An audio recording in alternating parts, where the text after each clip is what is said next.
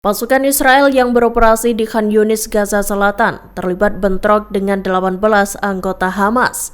Dalam insiden yang terjadi pada Rabu 20 Agustus 2025 pagi itu, 3 prajurit Israel IDF dilumpuhkan dan 1 diantaranya mengalami luka serius.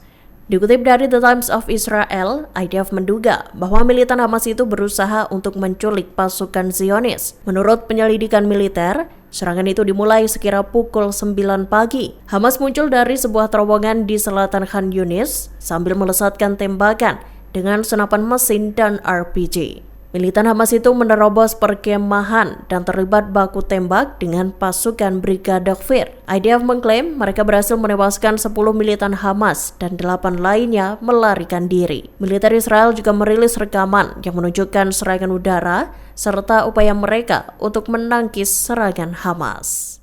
Israel dilaporkan telah memberikan persetujuan akhir untuk proyek pemukiman yang bakal membagi tepi barat dan mengisolasi Yerusalem Timur. Proyek E1 itu diketahui mencakup pembangunan lebih dari 3.400 rumah pemukim antara Yerusalem dan pemukiman Ma'ale Adumim di tepi barat.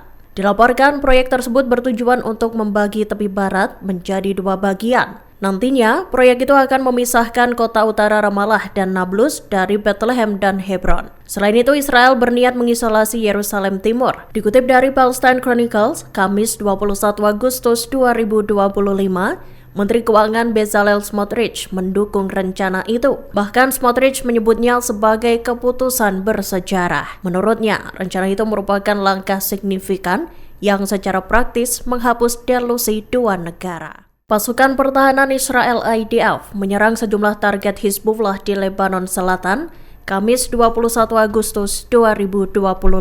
Seiring dengan itu, pasukan sementara PBB di Lebanon UNIFIL mengumumkan bahwa pengamat dan angkatan bersenjata menemukan terowongan Hizbullah. Dikutip dari The Times of Israel, militer menyatakan bahwa target yang diserang IDF adalah depot senjata. Selain itu, mereka juga menggempur peluncur roket Hizbullah. Bersamaan dengan itu, UNIFIL menemukan terowongan di dekat kota Qusayr di Lebanon Selatan. Dilaporkan, terowongan tersebut memiliki panjang sekira 50 meter. UNIFIL juga menemukan adanya sejumlah senjata yang belum meledak di daerah tersebut. Pengumuman ini muncul saat Dewan Keamanan PBB tengah meninjau resolusi rancangan Perancis untuk memperpanjang misi perdamaian.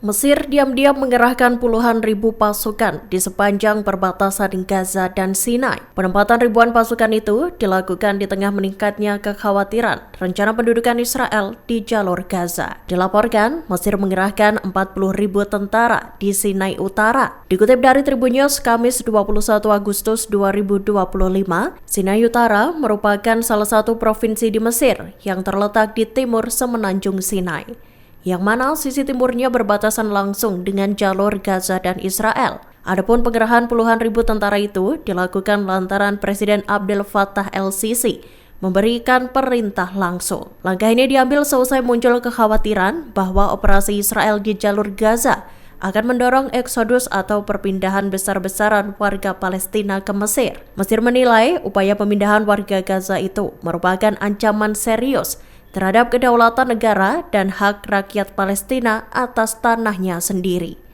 Karena itulah Presiden el-Sisi berulang kali menegaskan bahwa eksodus semacam itu takkan pernah diterima. Amerika Serikat menjatuhkan sanksi terhadap 4 pejabat Pengadilan Kriminal Internasional atau ICC Rabu 20 Agustus 2025.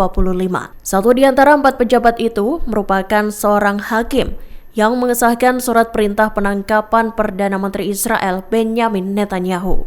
Dikutip dari Middle East Monitor, keempat petugas itu adalah Nicholas Yanguillo, Nazhat Samim Khan, Mame Mandiayenyang, dan Kimberly Pross. Mereka dimasukkan ke dalam daftar warga negara yang ditunjuk khusus. Departemen Luar Negeri menyatakan sanksi yang dijatuhkan itu berdasarkan perintah eksekutif 14203. Perintah itu menargetkan upaya ICC yang dinilai jahat dan bertujuan untuk memberi konsekuensi pada mereka yang terlibat pelanggaran terhadap Amerika Serikat dan Israel. Adapun Menteri Luar Negeri Amerika Serikat Marco Rubio menuding 4 pejabat ICC itu berupaya untuk menangkap, menahan dan mengadili warga Amerika atau Israel. Terlebih langkah itu dilakukan tanpa persetujuan dari kedua negara.